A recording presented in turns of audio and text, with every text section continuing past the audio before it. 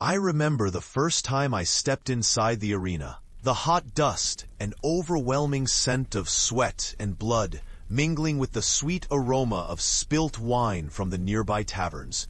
Even then, I knew deep in my heart that I was not built for the life of a gladiator. Even as a youth, I often daydreamed of the bustle of the Roman Forum, the careless clatter of sandals against cobblestones, and the soft murmur of public debate. But I also knew that I was never destined to be one of those hardened warriors whose sinewy muscles carried them unscathed through the tumult of bloody arenas and clashing gladii. My nature, always more inclined toward thoughtful introspection and the quiet pleasures of literature and slow, measured walks along the Tiber, would have found the brutal demands of gladiatorial life to be an unbearable and ultimately unsustainable weight. I grew up in a small villa on the outskirts of a provincial town, where the calls of duty were expressed not in the clash of swords, but in the careful care of olive groves and the gentle, rhythmic recitations of philosophical treatises. When I was first thrust onto the path that led me into training as a gladiator, I was naive enough to believe that perhaps the discipline of the arena might hone my latent inner strength. Yet I quickly came to understand that such training was designed for bodies built for war, rather than minds that cherished the quiet cadence of an evening soliloquy. I often reflect on the many sleepless nights I spent in cramped barracks, feeling the constant toll of lost sleep and excessive exertion carving petty cracks into my very being.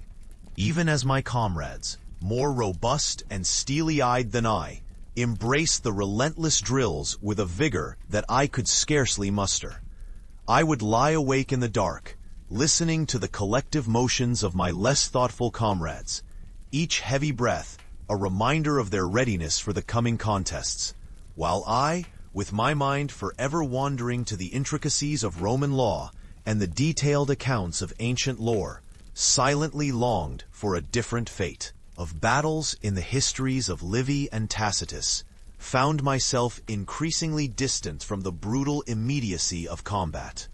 In these quiet hours, I recognized that my weakness lay in a heart untrained to relish the raw, animalistic fervor required to survive the constant cycle of violence, where each day brought a fresh test of survival that demanded not the soft reflection of a philosopher, but the hardened resolve of one born into violence. I became painfully aware that my every nervous twitch and cautious step in the sands of the arena would eventually mark me as unfit for the chaotic ballet of life and death, and so I resolved, in quiet desperation, to tread lightly towards an inevitable end, rather than face the full brunt of a bloody contest. In retrospect, the training itself was a harrowing awakening. I recall vividly the early mornings when the trainers, imposing figures with scars that told their own tales of violence and despair, would bark orders in harsh tones, driving us into routines that left our muscles trembling and our spirits questioning the very purpose of our existence. The repetitive clang of metal on metal echoed in my ears like a relentless drum, one that was entirely unsuited to my sensitive temperament. Or perhaps it was simply that the noise reminded me of the clashing ideals of peace and war. With little mercy, the trainers would force upon us rigorous regimens designed to sharpen reflexes, but also to harden us against the chaos of the Colosseum. At first, I struggled to keep pace, my lean, bookish frame a stark contrast to the heavily muscled physiques of most of my peers. While they seemed to flourish in the art of combat with ease, every movement I attempted felt awkward and out of place, a clumsy dance performed in slow motion. I soon discovered that I lacked the immediacy of instinct. My body would not respond with the swift precision required to parry a gladius thrust or to launch an effective counterattack. Each misstep in the training yard was a tumble toward the realization that perhaps I was not destined to survive in a sphere that celebrated brutality rather than intellect. I remember one particularly dismal day when our cohort was instructed to engage in mock duels beneath a sky the color of ash, the heavy clouds a mirror to our collective despair. The instructor, a veteran of many campaigns whose face bore the scars of 1,000 battles, surveyed us with eyes that seemed to see through the flimsy facades we maintained. He challenged every one of us to engage in exercises that would eventually become a slow procession toward our final fates. I, struggling to grasp the proper technique, faltered repeatedly, and with each stumble, I felt an odd mixture of relief and despair. A relief that perhaps my body would not be hardened any further by the cruelty of constant blows, and despair because I was increasingly convinced that my fate was already sealed by my unsuitability for such a life. I began to understand that survival in the Roman arena required more than just strength and agility. It demanded a raw, unflinching embrace of violence that I could never fully adopt. My inner voice, soft and ever-questioning, insisted that there was a different path, one that valued the quiet elegance of language and the slow, meditative passage of time over the rapid violence of combat. I made many observations during those years that, in hindsight, revealed the fatal mismatch between my essence and that of a gladiator. The weight of the heavy, iron-shod sandals, for instance, was a constant reminder that every step was a test of endurance that my body was ill-prepared to meet. Whereas others relished the gritty feel of the arena, I was often distracted by minor details: a scratch on the worn leather of my sandals, the subtle change in the texture of Roman dust after a day's rain. I would pause mid-training, distracted by the minutiae of everyday life, only to be jostled back into the harsh reality of combat with a rusty clang of metal. These small distractions, this unwillingness to simply accept the raw immediacy of conflict, became my undoing. While my peers would engage in bouts with a near-automatic ferocity, my reactions were moderated by thought and careful consideration, both of which were liabilities in a contest where hesitation meant death. As the days turned inexorably into months, and the months into years, I came to see the underlying truths about the Roman gladiatorial life, its relentless pace, its ceaseless demand for bloodshed, and the rigid expectations placed upon those who chose that path. Even during moments of contemplation, when the frenzy of combat had subsided to a dull, lingering echo, I could feel an inner dissonance, a clash between the philosophy of a man who treasured intellectual pursuits and the brutal realities that defined our existence in the arena. I would envision myself in quieter times, perhaps wandering through a library filled with scrolls that held the wisdom of ages, rather than being forced to wedge my thoughts between swings of a sword and the roar of an excitable crowd.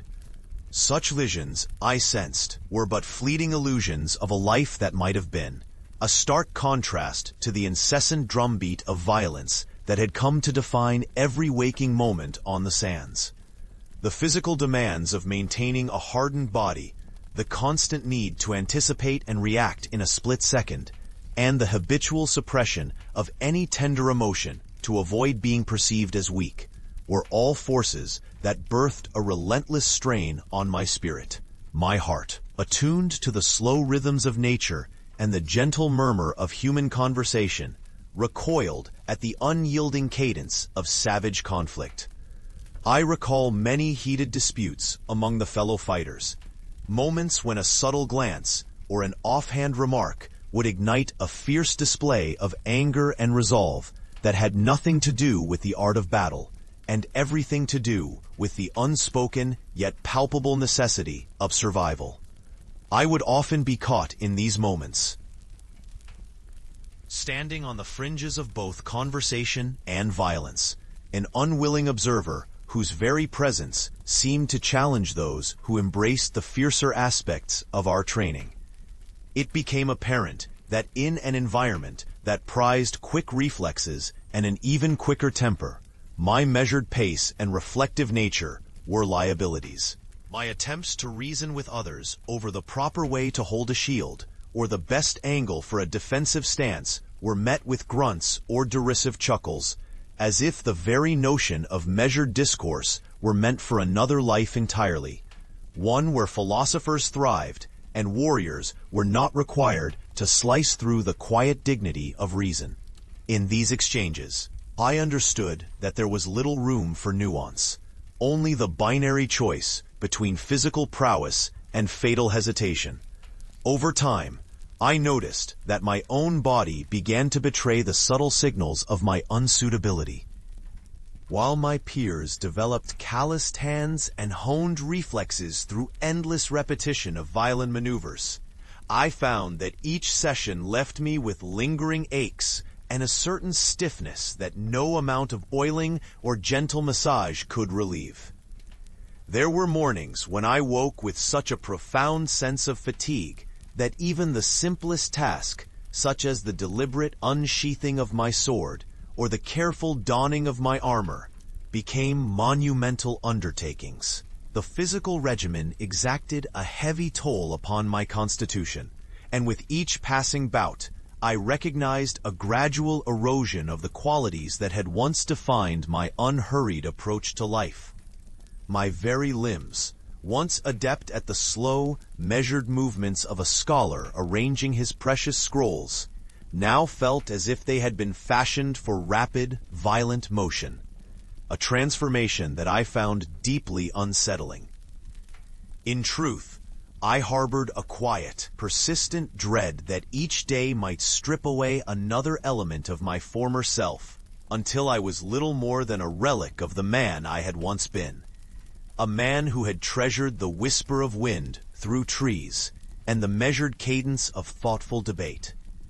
Thus, as my confidence waned and my spirit grew wearied by constant expectation of blood and strife, I began to see my own body as an unwilling actor in a tragedy of violence, destined to crumble under the weight of its own inadequacies. I often paused, during rare moments when the arena's tumult subsided and the dust began to settle on our battered training grounds, to reflect on the subtle lessons that fate had imparted to me. There were, I realized, quiet signs that suggested I was not cut out for this brutal theater. A persistent tremor in my hand before a duel, a lag in my reaction time when the clash of weaponry led to fleeting opportunities for escape, and an inexplicable dread that clung to me every time the dreaded horns signaled the commencement of combat. While my comrades appeared to draw strength from these challenges, I felt an overwhelming sense of fragility, as if each drop of blood spilled in the arena further eroded the ruins of my delicate nature. I began to wonder if, deep down, I was simply built for a different kind of existence, one where intellectual curiosity and gentle reflection were virtues rather than hindrances. It was, after all, my very heart that pined for the quiet corners of libraries, the serene light of dusk by the Tiber, and the slow, meditative cadence of a well-penned scroll. In the harsh blare of the arena, however, such inclinations stood out like a misplaced melody in the brutal symphony of combat. I remember a specific incident that encapsulated for me the ultimate divergence of my character from that of a successful gladiator. It was a hot afternoon, the air itself seeming to shimmer in the oppressive heat, when I found myself face to face with a seasoned fighter, renowned not only for his skill with a trident, but also for his merciless efficiency in the arena. The moment before our encounter, I had caught sight of a small sparrow marauding around the sidelines, its wings flailing comically as it sought refuge from the searing sun.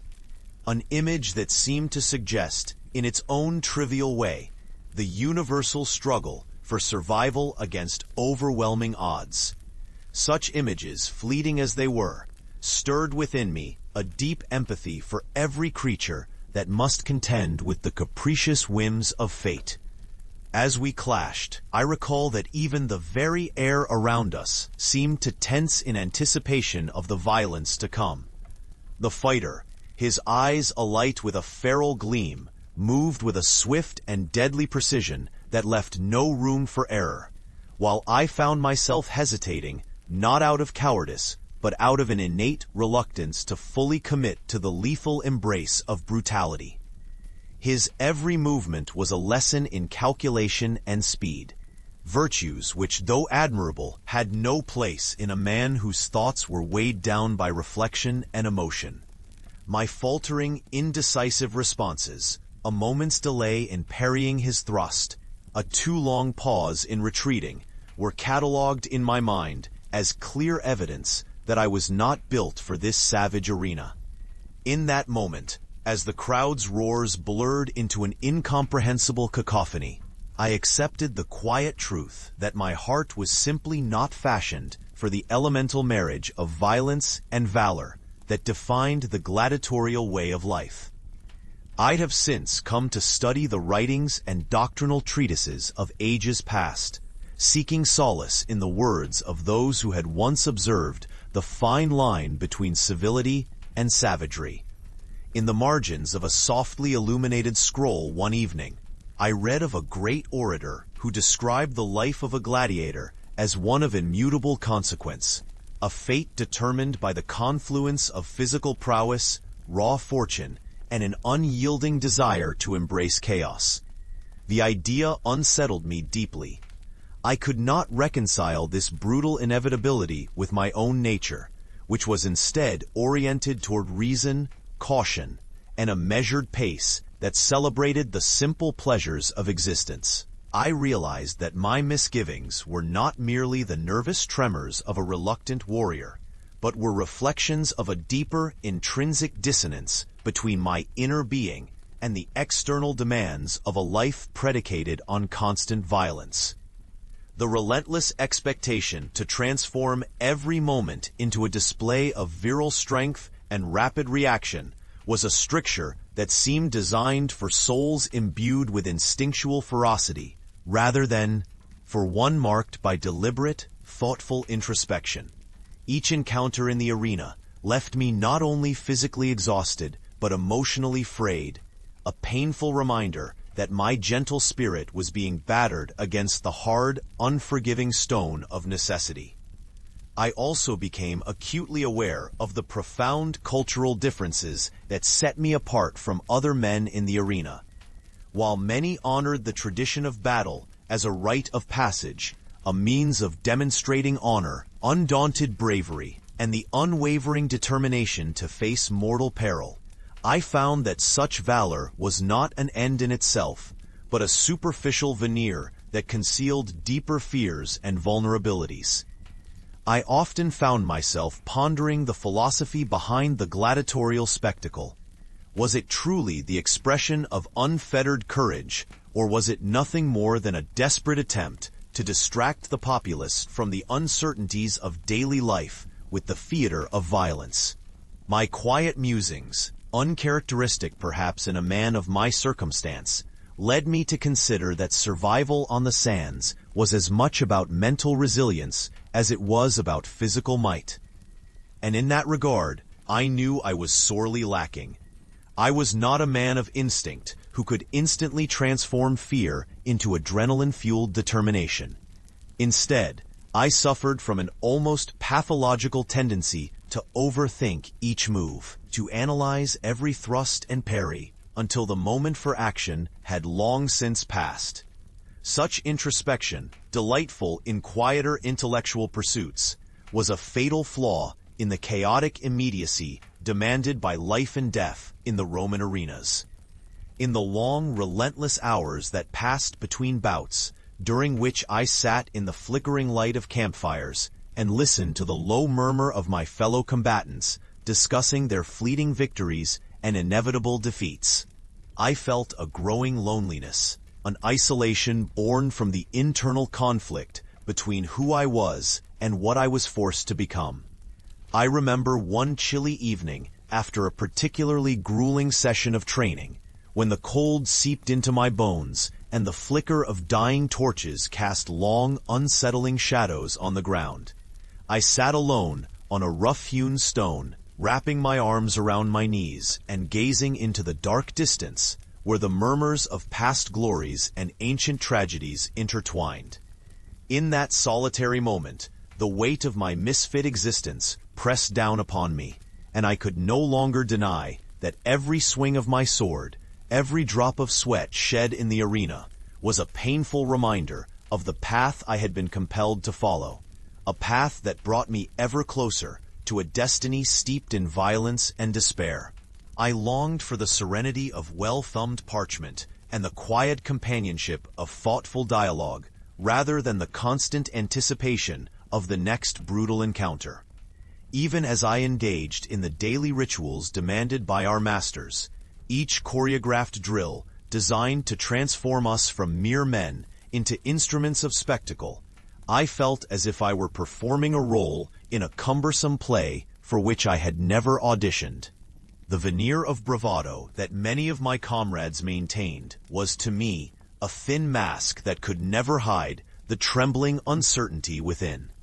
I observed with a mix of pity and envy those sickly, scarred faces who seemed to have surrendered entirely to the demands of the arena, their eyes alight with a fierce and frightening determination that bordered on madness. I could not help but wonder if their total immersion in violence was a necessary sacrifice, to trade all warmth and vulnerability for the cold certainty of survival.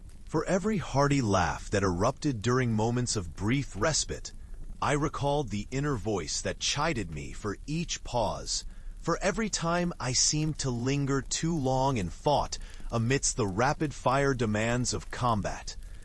Such internal strife made it clear that I was, in truth, destined for a way of life entirely incompatible with the bloody theatrics of Roman gladiatorial combat. There was a particular ritual before each contest that always filled me with an inexplicable dread. Early in the morning, when the first pale light of day began to creep over the horizon, we were forced to gather in a circle to listen to the stern words of our overseer, whose voice carried both the weight of tradition and the finality of fate. He would recount tales of legendary warriors whose names were inscribed in the annals of Roman history, their feats immortalized in the pages of public memory. As he spoke, his eyes scanned each member of our cohort with a severity that seemed to strip away any pretense of individuality. I listened, feeling each word resonate, not as an exhortation to greatness, but as a subtle reproof of my own inadequacies. In that circle, there was no escape from the collective narrative that defined us as either heroes or failures, only an overwhelming pressure to embody the qualities of those storied champions, qualities I increasingly understood I did not possess. And so, with each recounted battle and every oracle of destiny that passed my ear, I sank deeper into the realization that my path was irrevocably diverging from that which demanded physical perfection and a singular devotion to victory through violence.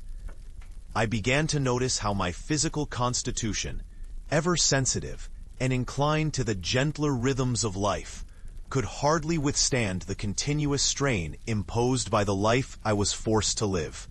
My muscles, always more accustomed to thoughtful contractions than violent, rapid displays of strength, protested with an insistent stiffness after even modest exertions. I found that my arms and legs, once pliable and quick in their unhurried movements, now trembled with fatigue long after the clash of swords had ended. Even my breathing, which in times of quiet study would follow a slow, steady cadence, became erratic in the heat of combat.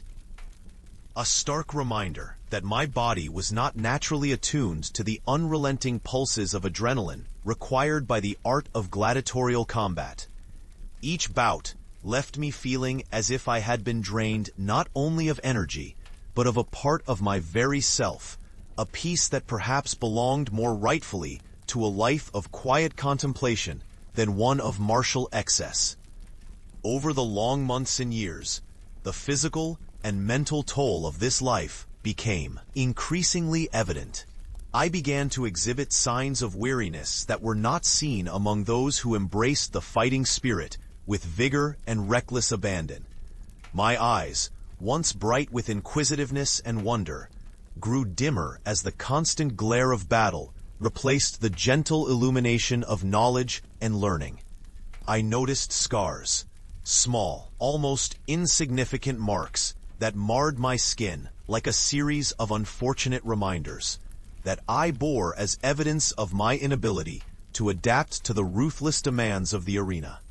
I would sometimes trace these scars with a reverent sorrow, acknowledging that each was a physical manifestation of a deeper internal fracture, one that spoke of a soul engaged in a constant, unresolvable conflict between the call to violence and the longing for a more diligent pursuit of truth and art. It became painfully clear that in the eyes of fate, I was nothing more than an ill-fated participant in a spectacle that demanded an intensity and brutality I could never emulate. I often recall long, laborious afternoons spent in the mundane tasks required to prepare for the next contest. A careful sharpening of my gladius, the meticulous cleaning of my battered armor, and even the quiet, methodical arrangement of my few personal belongings in a small, cramped corner of the barracks that I grudgingly called home. These tasks, simple and yet imbued with a certain meditative quality, offered me brief solace from the glaring demands of the upcoming battles. My mind, ever prone to wander amidst these trivial details, would drift to memories of peaceful afternoons spent in a sunlit study, poring over texts that now seemed galaxies away from the harsh reality of survival through violence. With each deliberate, almost reverent act of maintenance, I reaffirmed my internal distinction. Here was a man who valued the quiet order of life, not the chaotic impulsiveness demanded by the glare of the Colosseum. And yet, even as I clung to these small rituals, the ever-present reminder of my own fragility loomed large, an ominous presence, persistent shadow that whispered of the sheer improbability of my survival in a world that celebrated the complete abandonment of thought in favor of blind, ruthless action. There were moments, as I walked the stone corridors of the training grounds, that I felt the echoes of my former self, the timid, introspective young man who had once dreamed of libraries and poetry instead of bloodshed and combat.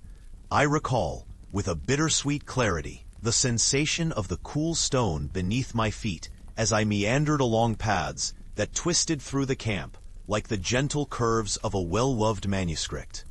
The sound of my footsteps, measured and deliberate, became a quiet meditation in the midst of chaos.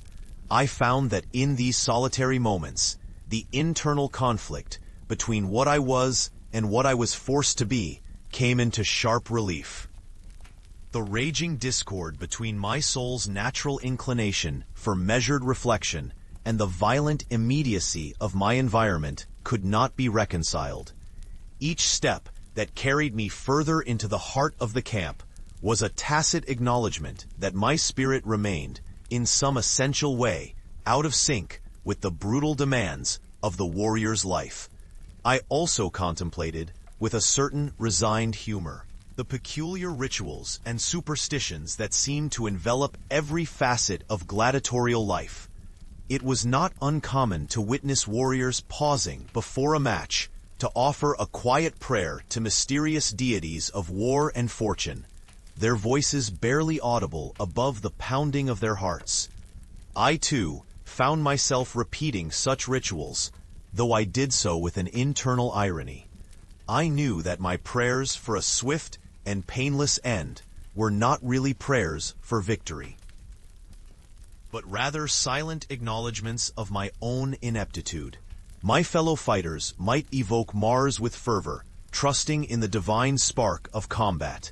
But I found little comfort in the capricious whims of gods who seemed content to toy with the lives of those who dared to dream of a different, gentler existence.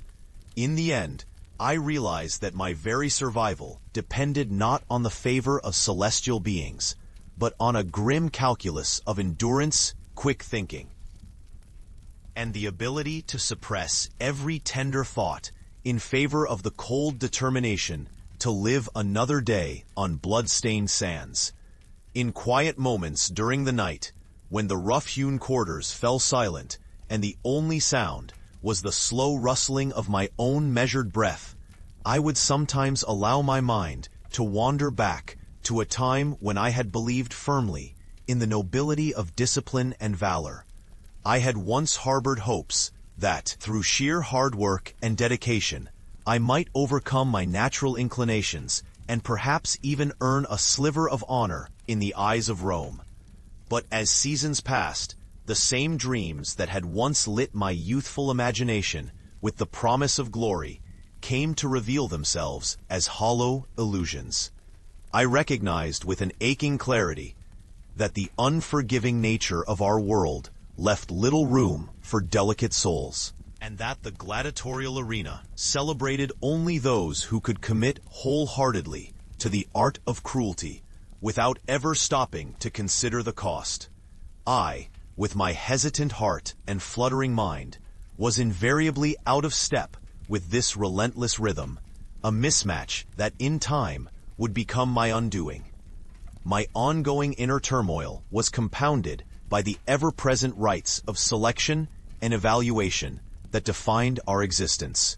Before each contest, when the arena was transformed into a solemn arena of judgment, I observed with a growing sense of despair the critical eyes of the judges and the whispered consultations among seasoned veterans. These evaluations, which at first I had regarded as opportunities for improvement, gradually revealed themselves as certainties, each sign that my performance was not only subpar, but dangerously antithetical to the expectations of a gladiator. In the midst of the bloodshed and the clamorous crowd, nothing could mask the deep-seated notion that I was an interloper in a world that required not introspection, but instinctual brutality. I bore the quiet humiliation of knowing that my very nature was a liability, a soft note in a harsh symphony of clashing steel and unyielding determination. Each judgment was a dagger to my already tender pride, reinforcing the bitter truth that I was perhaps better suited to ink and parchment than to the unremitting cadence of combat. As the years accumulated, my experiences etched deeply into my memory, like the permanent grooves on well-worn amphorae. I found that the slow and steady decline of my once hopeful aspirations left me with a singular understanding. My survival in the Roman arena was never a matter of physical strength or skill alone, but of bearing the weight of a destiny that had been written long before I first heard the call of the fighting pits. I understood that survival demanded a harmony between body and mind, a delicate equilibrium that despite my efforts, I could never hope to achieve. It was a truth as old as time and as immutable as the laws of nature. Not every creature is born for the tumult of battle. Some are meant to savor the simple joys of quiet study, the slow turning of a page, the soft murmur of a friend engaged in gentle debate. I, with all my yearning for intellectual solace and the beauty of well-chosen words, was condemned to live a life that celebrated aggression, spontaneity, and the unavoidable moment of death that awaited in every clash of swords. There were times when the clockwork precision of the arena's routines seemed to stand in stark contrast to the natural, unhurried rhythms that governed my inner life. Even the scheduling of meals, a crude array of porridge and meager rations shared with rough-hewn companions, served as a daily reminder that I was living in a world where efficiency and physical necessity reigned supreme over the quiet rituals I held dear. I found odd comfort in those rare intervals when I could, if only for a moment, let my mind wander away from the imminent threat of combat to muse about the elegance of Roman aqueducts or the intricate geometry of mosaic floors. Such contemplations, though fleeting, were precious escapes from the brutality that defined my every waking moment. I would often find myself tracing the rough patterns of a mosaic with a calloused finger and imagining a time when such beauty was not marred by the expectations of savage conflict, when the pursuit of aesthetic pleasure was not subordinated to the demands of survival under the ever-watchful eyes of a bloodthirsty crowd. In these moments of reflection, I became ever more aware of the ways in which my own temperance, a trait I had long valued as a mark of a thoughtful and sensitive man, became a burden in the life of a gladiator. The very qualities that endeared me to the quiet pursuits of intellectual inquiry were the same traits that rendered me motionless in the face of the immediate necessity for violence. I had cultivated a patience that, in the peaceful cadence of scholarly debate, proved to be a virtue, yet in the precognition of battle, it manifested as hesitation and indecision. I could not summon the immediate instinctual aggression required to strike without thought, nor could I mask the flicker of doubt that betrayed my inner conflicts before my adversaries. Every moment of internal debate was a crack in the armor of survival, a crack that slowly widened with each encounter until it became impossible to ignore. The realization came slowly, like the gradual erosion of a statue by the persistent drip of water, one that I was by nature more attuned to the deliberate passage of time than to the chaotic immediacy of conflict.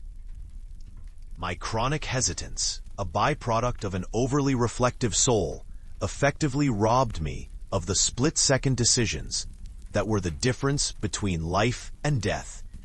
In the moments just before the clash of steel, while others instinctively dove into action with the clear, unhesitating determination of a born warrior, I found myself analyzing every possible outcome with a speed that lagged far behind the natural rhythm of the arena. The tragic irony was that this very analysis, which in the quiet solitude of a study hall could uncover hidden truths of human nature and strategy, transformed into crippling indecision beneath the brutal glare of the Colosseum. Here, there was no time for philosophical rumination or the gentle weighing of options, only the raw, unbridled necessity to move, to strike, or to flee. Each moment of mental resistance against that imperative rhythm of violence became a step towards my own undoing, a clear sign that my heart beat to a slower drum than those destined for the bloody annals of history. In the long, drawn-out process of reconciling who I was with the person the arena demanded I become, I found solace in the quiet communion of my own thoughts. Letters to a friend, a kind, musically inclined soul from a neighboring town who shared my love for the subtle intricacies of human wisdom, became my private testament to a life that could have been. In these carefully penned words, I recounted my doubts and fears, the small, inconsequential details that seemed so significant in the soft light of introspection. I wrote of the way morning dew glistened on the leaves near our modest dwelling back home, and how the slow passage of the seasons held a rhythm that was entirely incompatible with the abrupt cycles of violence that defined my present existence. These missives, though secret and unsent, served as a repository for the gentle hopes I had long since resigned myself to bury beneath the demands of survival. I recall a particularly reflective afternoon, after a bout that had left me bruised and emotionally battered, when I wandered away from the raucous celebrations that typically followed a contest. I found refuge by a small fountain tucked away near the training grounds. Its water, clear and cool, a stark contrast to the blood that ran freely in the arena.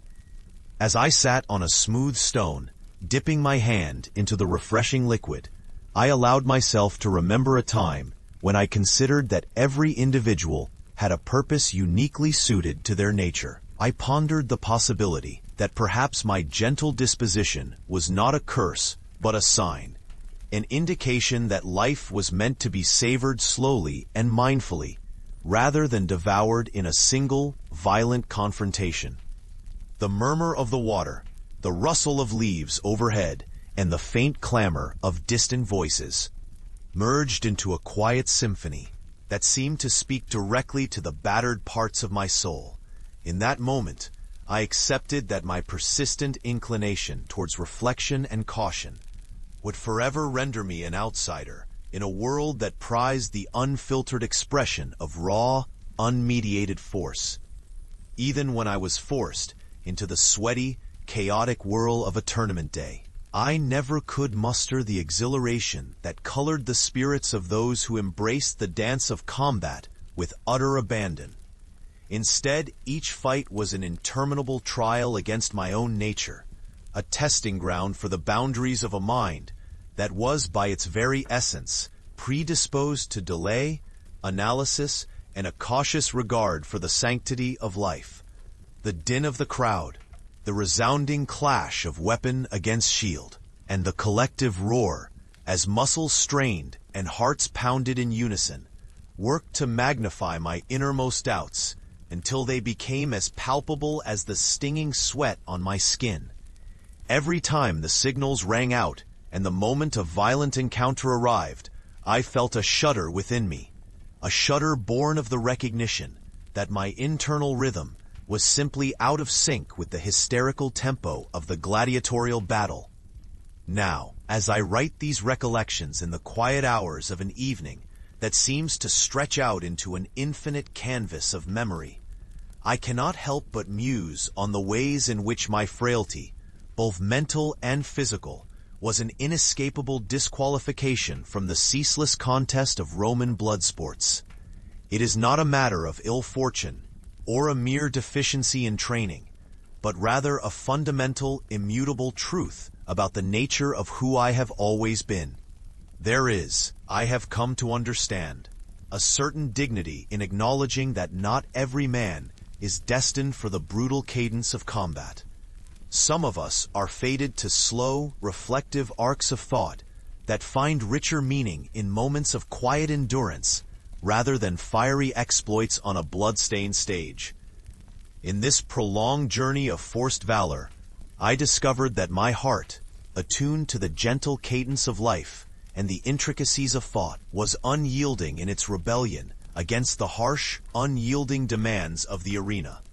I must confess that there were days, however fleeting, when I wondered if there might be a way to reconcile the two halves of my soul, the part that longed for the intellectual warmth of ancient libraries, and the part that was trapped in the midst of barbaric contests of life and death. I searched in vain for that elusive point of balance, a metaphorical fulcrum upon which I might pivot from mere survival to something resembling fulfillment.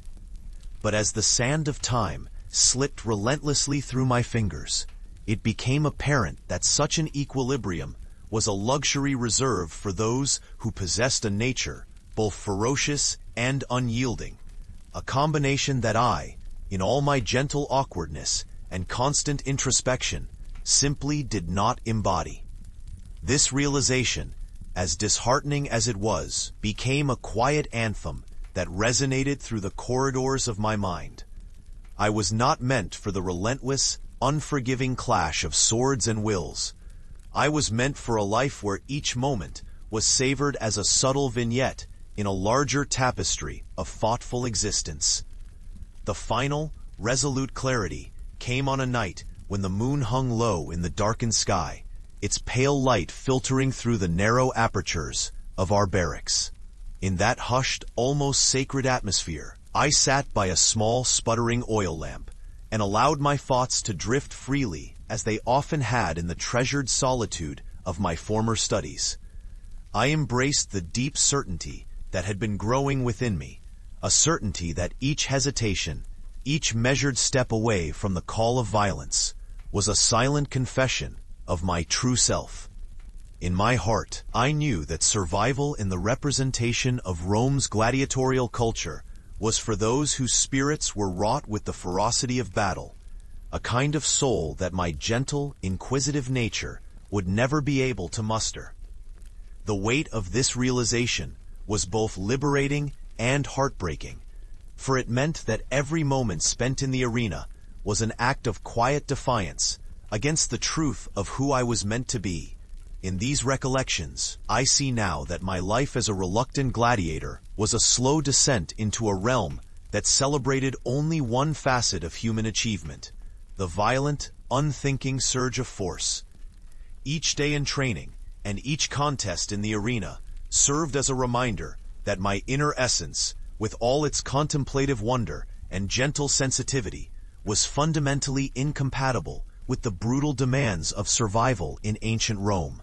I realized, with a peculiar sense of detached amusement, that even if my body had somehow miraculously adapted, sitting here by my window on a mild, somnolent evening, I find my thoughts wandering back to a most peculiar what-if scenario, that of my own rather hopeless existence in the days of the Roman Empire if I were forced to become a gladiator. I have often entertained such contemplations while leisurely stirring my tea and watching the slow roll of clouds across a pastel sky. I imagine, with a humorous kind of bemusement and a quiet note of sorrow, that the harsh and brutal world of the arena would have been far too demanding for a gentle soul like mine. In these moments of quiet reflection, I consider why my temperament, my bodily constitution, and even my penchant for afternoon naps would have rendered me ill-suited to the blood-soaked sand of the amphitheater. I do not fancy myself as the sort of mortal who can thrive amid the clashing of swords and the roar of a bloodthirsty crowd. In truth, even the thought of repeatedly parrying heavy blows and dashing off into combat sends a shudder through me. You see, I have always prided myself on being more in tune with the slow rhythms of life, reading a good text by candlelight, wandering through the marketplace at a leisurely pace, and occasionally indulging in conversation about the weather with friendly neighbors. The idea of donning a helmet and brandishing a sword, with the attendant risk of a fatal misadventure, is as foreign to me as the concept of instant coffee. I suspect that if I were abruptly transported to that fabled epoch, my first order of business would be to locate the nearest bathhouse where I might attempt to understand the local customs instead of battling for my life in an arena. Yet, even such an excursion would likely provoke more anxiety than anticipation. I have often mused that one important reason why I would not survive as a gladiator lies with my inherent reluctance to engage in unending violence. In my quiet, contemplative moments, I find solace instead in the written word and the gentle rustling of tree leaves outside my window. The constant pressure to perform physically, to convert every heartbeat into a display of raw, violent energy to please a capricious audience, would be utterly incompatible with my natural inclination towards calm, measured existence. I imagine that my arms, which are better employed in turning the pages of a book rather than wielding a sword, simply be too unaccustomed to the rigors of combat. Moreover, my legs, which are used to strolling gently over cobblestones rather than dashing swiftly across blood-stained sand, would falter under the weight of necessity. Perhaps my mind, which so often wanders into long, reflective reveries, would distract me in the midst of a duel, leaving me vulnerable to an opponent whose sole purpose was to strike down an unwilling champion. There is also a practical consideration regarding the physical demands of ancient combat training. In the quiet of my study, I have long pondered the necessity of rigorous exercise, and though I occasionally take to walking for a gentle stroll, there is little evidence to suggest that I could have maintained the level of physical fitness required to survive in such a strenuous, unforgiving environment. My muscles, which are more accustomed to the indulgence of a slow-paced life filled with books rather than the grueling demands of combat, would likely protest under the strain. I imagine, quite vividly, a scenario where I find myself gasping for breath halfway through an exhausting training session, the sweat running down my temples in a manner that might be considered unseemly by the standards of the ancient trainers. Yet I could not muster the spirit or the strength to keep pace with the other, more robust combatants. Such a scene, I confess, fills me with both a humorous pity for my hypothetical self and a quiet reassurance that my natural inclinations would have certainly saved me from further peril. Furthermore, the temperament of a true gladiator is not one that seeks solace or literature in moments of crisis. I have often taken solace in the charm of a well-crafted narrative or the tranquil beauty of a starlit sky, rather than the adrenaline-fueled rush of impending danger. In the arena, bravery and quick decision-making are prized traits, but I fear that my own predisposition towards seeking contemplative refuge in the mundane would only have drawn disdain from my fellow combatants and the spectators alike. I picture the scenario in which my heart, so attuned to the gentle cadence of a lullaby, begins to beat in a timid staccato as I stand before an expectant crowd. Instead of rallying for a valiant encounter, I might simply pause to admire the artistry of the mosaic beneath my feet, or muse over the poetic alignment of fate and chance. My inability to summon the necessary ferocity might be seen as a gaffe in such a field, a misstep that would surely count against me in the eyes of a society that revered heroic bravado. Moreover, the cultural environment of the Roman Empire, with its rigid social structures and severe expectations, would have exacerbated my predicament. I would have found it extremely challenging to navigate a world in which valor and martial prowess were the measures of one's worth, rather than the quiet contributions of intellectual or artistic endeavors. Imagine me, a simple historian with a penchant for pondering the mundane mysteries of daily life, clashing with a culture that demands extravagance in the display of courage and strength. I might have inadvertently offended patrons with my gentle criticisms of the more barbaric practices of the era, and my reluctance to engage in challenges with a full, committed heart could have led to a swift downfall in that brutal hierarchy. Instead of rising as a celebrated warrior, I would have been relegated to the status of a misunderstood oddity, an individual whose heart was simply too tender for the demands of a gladiator's life. I must confess that even the very notion of donning the typical gear of a gladiator, shields, helmets with crests, and heavy armor, has always struck me as both impractical and quite uncomfortable. Over the years, I have grown accustomed to the soft embrace of a well-tailored tunic and the liberating feel of a gentle breeze against my skin. The idea of encasing my body in restrictive, albeit protective, metal would have been a minor torture in itself. I can almost picture the adjustments I would have needed to make, the careful padding of every chafing spot, the meticulous planning of each movement to avoid unwieldy catches of my armor, and the constant hum of irritation as I moved slowly along the training ground. In a setting where swift and agile action might mean the difference between life and death, my methodical and deliberate pace would undoubtedly count as a liability, causing my adversaries to scoff at my apparent lack of readiness. Additionally, I have always harbored a deep and abiding love for the arts, a love that finds its greatest expression in quiet evenings spent in the company of soft candlelight and gentle music, rather than the tumult of combat.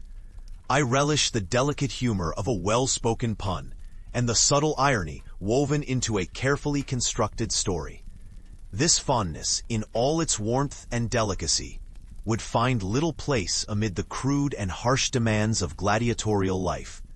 While those around me would be busy perfecting their battle cries and training with the intensity of a summer storm, I would be more inclined, perhaps even compelled, to contemplate the existential meaning behind a stray comment from a mentor or the old storyteller in the corner of the arena.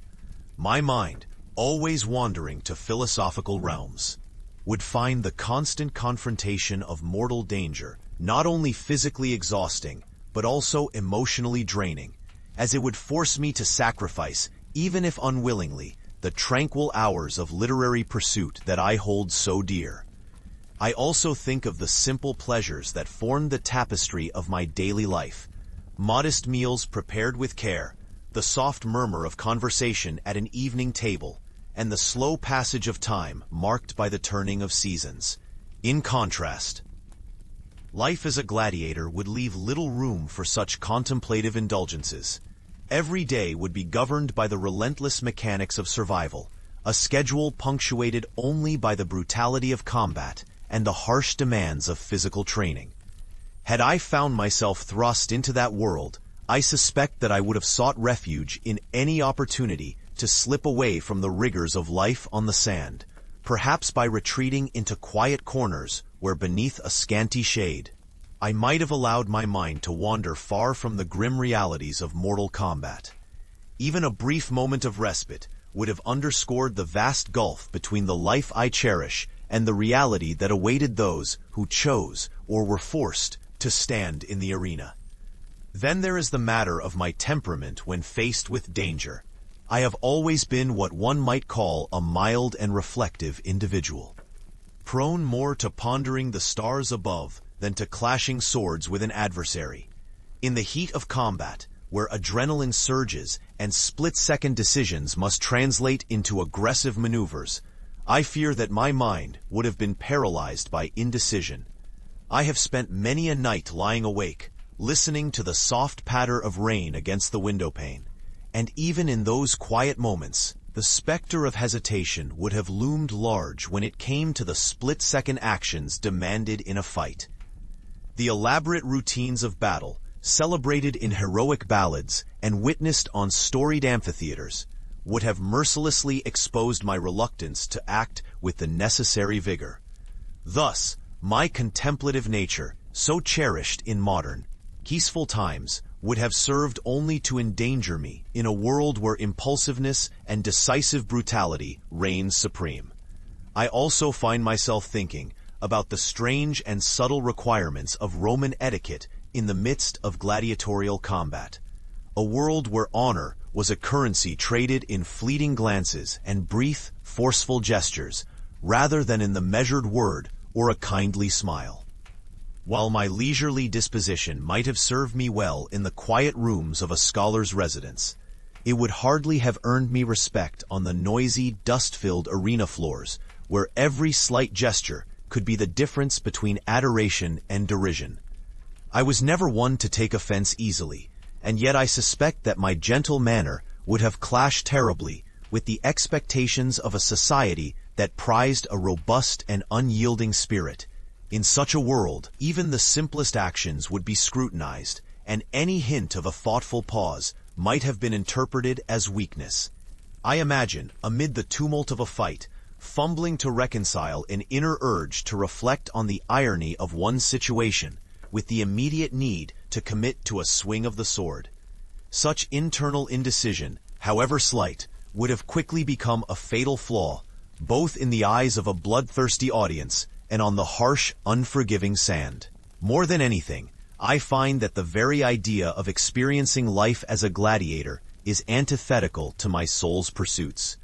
I have always found illumination in the quiet corners of history, poring over documents penned in ancient hands and savoring the minutiae that bridge centuries. My nights are filled with the soft rustle of turning pages and the gentle hum of a well-tended quill across parchment. To be expected to trade those delicate pleasures for the constant, heart-pounding tension of imminent danger would be to sacrifice a part of myself that I have come to cherish. There is a profound beauty in the contemplation of history, in the slow and deliberate assembly of human experiences, and it seems almost cruel that this identity I would be forced to compete with, or be overshadowed by, the ferocious demands of survival in an arena of ceaseless strife. Even the practicalities of daily life in ancient Rome would likely have posed insurmountable challenges to someone of my temperament. The routines of that era, so rigidly defined and fraught with hidden dangers, would have been a labyrinth of obligations and risks. I envisage waking before dawn to prepare for the day, not with the gentle rise of the sun that I am accustomed to, but amid the clangor of orders and the shouts of overseers. Breakfast would hardly consist of a quiet repast with warm bread and honey, but rather a hasty consumption of porridge or barley gruel designed to sustain a body preparing for strenuous exertion. Even the art of conversation, which I have always found immensely satisfying in quiet moments with like-minded souls, would be reduced to curt acknowledgments and the need to pay heed only to the clamor of commands. Such an environment, with its tight schedule and constant urgency, remains deeply alien to the gentle rhythms of my daily meditations and the simple delight derived from, if not reading the classics, then at least enjoying a leisurely chat by a hearth on a calm evening. I sometimes amuse myself with the thought of encountering my fellow gladiators during a rare, peaceful break in training. I imagine how their discussion might revolve solely around the art of combat and the pursuit of glory, while I, with a half-smile and a slightly baffled expression, would find myself rambling about the proper method of dusting off one's sandals or the intricacies of finding a particularly comfortable shade amid the Colosseum's expanse. I can see my attempts at humor, rendered in gentle sarcasm and the kind of self-deprecating wit that might have elicited a few rare chuckles before inevitably being followed by a return to brutal discipline. In that conversation, every word I utter would, unwittingly, I suspect, betray my true nature, marking me as an outlier who is more at home in the quiet sanctuaries of literature than in the adrenaline-charged arena, corridors of wartime valor. Even the simplest discussion about the best way to apply ointment to a scraped knee might be construed as a lament over some deeper philosophical malaise, rather than as the innocent reflection of a man who prefers a quiet life to one of constant bloodshed. I must confess that I have a particular fondness for the slow, deliberate pace of days where time seems to unfurl like a well-read scroll. The ancient arena, with its charged atmosphere and unpredictable bouts of violence, hardly provides the context in which one might savor the gradual unfolding of events. I have always cherished the way in which my mind can meander from thought to thought, connecting the subtle artistry of a sunset with the humble routine of preparing tea. In the gladiatorial world, however, every moment would be overstimulated, a short burst of tension, and then a crash into the next conflict, leaving no space for such reflective reveries. I wonder, sometimes with a touch of wistfulness, if I would have managed to cultivate even a semblance of inner peace amid that chaotic rhythm, or if all my efforts to embrace the laconic beauty of life would be inevitably drowned out by the incessant demands for aggressive action and fearless grandeur. The notion of survival in that early epoch also brings to mind the inevitable complications that would arise from trying to blend into a society so vastly different from the one I know. In the modern world, I revel in the luxury of anonymity and the gentle ebb and flow of civic life where one might spend an afternoon wandering through a quiet park. In ancient Rome, however, the idea of anonymity is almost non-existent. One's every move, every decision would be observed and critiqued not only by friends and foes, but by an entire community of fierce onlookers. I am certain that my naturally unassuming habit of pausing to appreciate rather mundane details, like the way a stray thread of sunlight catches on a bastion of worn leather, or the pleasant aroma of freshly baked bread in a tiny street bakery, would become faults rather than virtues. In a world that demands heroic feats performed with swift precision, any moment of reflective pause would seem to betray a disquietude that might serve as a harbinger of defeat. At times, I allow my mind to wander even further, contemplating the deeper implications of my unsuitability for the role of a gladiator on a personal almost existential level. I have always believed that every soul is born into the world with a particular rhythm and set of talents that ideally align with the demands of its time. Mine, I suspect, are talents more suited to the gentle exploration of ideas and the quiet celebration of life's small pleasures. The gladiatorial path, with its relentless call for physical bravado, is antithetical to the more introspective pulse that I carry in my heart. I cannot imagine my spirit, so accustomed to the modest cadences of polite society and the measured pace of scholarly inquiry, ever truly resonating with the ferocity required to slash through the heavy tension of life on the battlefield.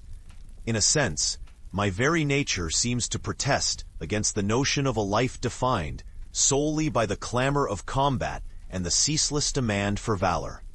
Reflecting on the matter further, I recall that even in the realm of personal appearance and habits, a lifetime of quiet refinement would have left me woefully unprepared for the grueling expectations of an arena contestant. I have always kept my hair in a manner that bespeaks a certain dignity and a desire for ease, rather than for the need to maintain a practical cut for combat. The care with which I attend to the neat arrangement of my garments and the modest adornments that mark my person is born of a lifetime of leisurely grooming, a ritual that simply has no place in the whirlwind of constant physical exertion and the unpredictable hazards of armed conflict. I find it slightly humorous to consider the lengths to which a gladiator might go to secure not only his safety, but also his honor in an environment where appearance is as scrutinized as combat skill. The idea of me, with my unkempt hair and a pair of spectacles that I so dearly treasure, standing in a dusty arena, ready to duel with someone whose only concern is survival, fills me with a kind of absurd, gentle irony. In all these musings, I sense a deep, inherent truth, that the world of violent contests, whether it be in the Roman arena or elsewhere, demands qualities that my gentle soul simply does not possess. I prefer the slow unfolding of thought to the sudden, explosive demand for action. I have always found a strange comfort in the predictability of a quiet day spent leaning over a well-worn manuscript, even if that manuscript concerns itself with the very old and sometimes just as dusty details of life. The gladiator's life, with its inherent unpredictability and savage immediacy, would have been a constant assault on the delicate sensibilities I hold so dear. I can almost hear the ironic laughter of fate at the thought of me, a man more accustomed to the soft tick-tock of a clock than to the cacophony of clashing steel, trying to keep pace in a world that values the strength of a heart that beats with battle fervor, rather than the steady rhythm of introspection. I must also confess that there is a certain charm in the mundane details of everyday life that would have been utterly lost in the chaos of a gladiatorial existence. The gentle strum of a lute in a quiet tavern, the slow and measured drapery of an afternoon spent by the riverside, and even the simple act of ruminating over the best method to preserve a manuscript for future generations. These moments have a tenderness that suits my temper far better than the raw splendor of a gladiatorial spectacle. In the arena, every moment is compressed into a fraction of time, every second charged with the weight of imminent mortality, leaving no room for such delicate pleasures. And so, the notion of slowing down, of sitting quietly for an extended period, pondering the delicate interplay of light and shadow, would have been an impossibility in a world where existence is defined by immediate, often violent reactions to an ever-changing present. Reflecting on all of these thoughts as I sit here, bathed in the soft glow of lamplight and the gentle murmur of the night beyond my window, I am filled with a quiet gratitude for the life I lead. The idea of being thrust into an era where every breath might be my last, where my every action would be measured in haste and danger, seems almost like a horror story, written for those with hearts too easily alarmed.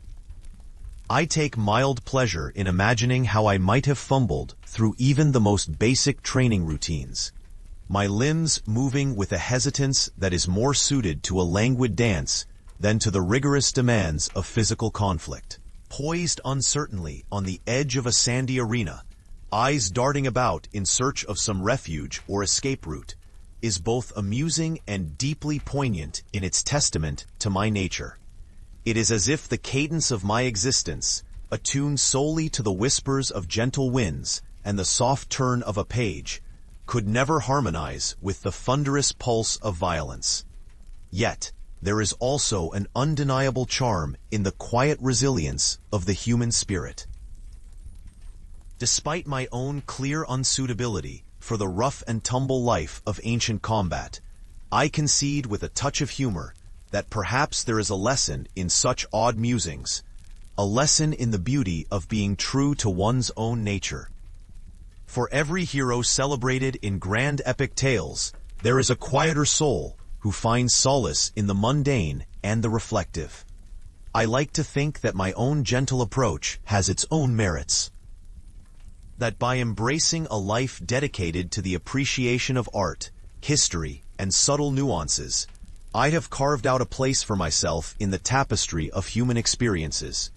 In that quiet realization, I find a certain pride, a satisfaction that my destiny was meant not for the blazing fury of the arena, but for the calm refuge of thought and literature. In moments when the world outside my window grows hushed, and the darkness deepens with the approaching of night, I sometimes let my mind wander freely through the corridors of time, imagining alternate lives that could have been. The fantasy of fighting in the grand amphitheater, of surviving by some miraculous twist of fate, tempts me not with the allure of glory, but with the bittersweet irony of a life utterly incompatible with my inner calm. I envisage myself attempting to rally at the start of a combat session, only to be overtaken by a sudden urge to inquire about the history of the coinage used to pay the trainers. My questions, far removed from the expected bravado, would have surely earned me a mix of bewilderment and scorn from both the audience and my potential allies on the field. Such absurdity, I suppose, underscores the reality that my skills lie not in the realms of brute force, but in the gentle art of collecting memories and recounting them with a quiet smile. I have often wondered if, in some curious twist of fate, a more patient and tranquil spirit might find unexpected success even in the arenas of ancient Rome. Perhaps there is a quiet heroism in being able to keep one's composure in even the direst of circumstances. An odd form of strength, born not of physical might, but of steadfast inner calm. Yet even in this possibility, I remain unconvinced that my particular blend of traits would have saved me from a swift and unceremonious end amid the sand and blood of battle. The intricacies of survival in such a harsh realm require a singular blend of acrobatic prowess, formidable strength, and an almost preternatural ruthlessness, all qualities that, as I have gently recounted, I find painfully foreign to my nature. I would, without doubt, have been an anomaly in the swirling chaos of violent competitions, an unintentional pacifist in a world where only the fiercest could prevail. As I continue to entertain these thoughts with the slow, reflective cadence that has long characterized my musings, I also reflect upon the larger context of human endeavor and the many ways in which our lives can be enriched by accepting our true selves. Each of us, in our own inimitable manner, is shaped by our experiences, our dreams, and our capacities for both laughter and sorrow. For every celebrated warrior who marched into battle with blazing fury, there are countless souls who found greatness in the quiet pursuit of wisdom, the gentle cultivation of beauty, and the unhurried appreciation of life's subtle gifts. In this regard, I find solace and perhaps a hidden triumph. Even if it is not the triumph of victory in combat, it is nonetheless a quiet victory of being fully, unmistakably oneself. In the soft twilight of these reflections, I sometimes picture myself standing on the edge of a Roman encampment, not as a fighter brandishing a weapon, but as a humble observer, notebook in hand, eager to capture the minutiae of everyday life as it unfolded around me. Instead of clashing with fellow combatants for fleeting moments of reckless glory, I would have dedicated myself to an entirely different kind of contest, the contest to record the small, human details that make life worth living. I could imagine scribbling notes about the careful artistry of a mosaic in a nearby villa, or pausing to watch a group of local children scampering about in a dusty street, their laughter ringing out like a reminder of the enduring simple joys even amidst a society known for its harsh spectacles. In such a role, I would have been utterly out of place in the brutal world of the arena. But perhaps I might have found my own quiet niche, trading the din of clashing swords for the gentle murmur of storytelling by night. There is, of course, an almost comical irony in considering such a scenario. A self-declared intellectual and lover of the mundane, thrust into the whirlwind of life as a gladiator, expected to perform feats of violence with the same ease with which I once turned the page of a well-loved manuscript. The disparity between my natural inclinations and the demands of that era is stark, almost cartoonish in its contrast. I imagine a Roman trainer, hardened by years of witnessing the relentless brutality of combat, raising an aghast eyebrow as I, with a hesitant smile and a polite nod, inquire whether there might be a moment set aside for a brief intermission, during which one might enjoy a modest repast of olives and bread. The absurdity of such a situation would no doubt offer a moment of levity to an otherwise grim tableau, even as it underscored the impossibility of reconciling my gentle soul with the raw demands of life on the blood-stained sand. In the final analysis, as I wander through the corridors of recollection and fancy alternate pasts in a tone that is both gentle and self-mockingly amused, I am comforted by the thought that perhaps the universe has, in its own mysterious way, safeguarded my true nature from being forced into a role that is so vitally incompatible with it. The life of a gladiator, a life marked by a ceaseless quest for survival at the harsh edge of mortal danger, while undeniably fascinating in its own right, remains a distant and alien proposition for a man whose joys are found in the simple act of reading a quiet book, reflecting on the delicate interplay of shadow and light, and savoring the slow passage of peaceful hours. The thought of facing the roar of a bloodthirsty crowd instead of the soft whispers of a thoughtful audience fills me with an almost unintentional comedy, the kind of humor that arises when one imagines oneself as a miscast character in a drama not meant for one's temperament.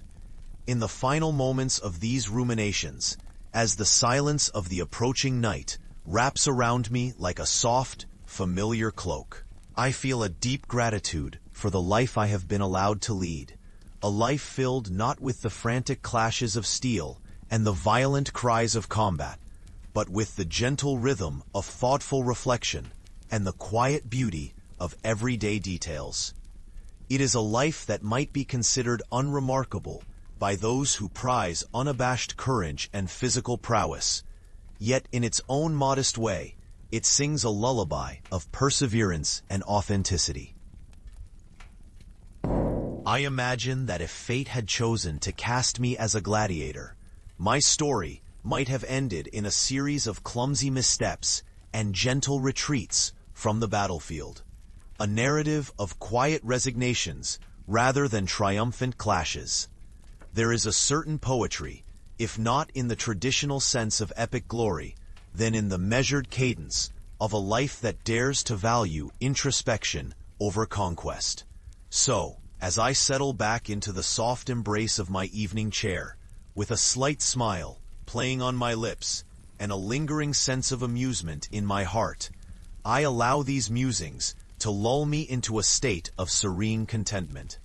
The idea of survival in the Roman arena remains a whimsical impossibility, a charming fable of what might have been if somehow I, with all my gentle ineptitude, had been forced into a realm defined by violence and unyielding valor. In that quiet, slowly fading light, I bid farewell to this fanciful vision, secure in the knowledge that my life's true arena is found in the simple, unhurried wonder of each new day, where the clamor of a distant past is replaced by the soft, enduring music of my own inner peace. I have often found myself musing on the curious circumstances of my own life, a life of quiet study, gentle perambulations through dusty libraries, and evenings spent recounting tiny historical anecdotes to an attentive, imaginary audience. It is with this measured cadence and low-key humor that I now consider a most peculiar notion why, in the rough and tumble world of the Roman Empire, I would hardly have survived as a gladiator. I have spent countless hours in my mind's eye strolling slowly along the ancient cobblestones of Rome, absorbing the sights and sounds of a bygone era.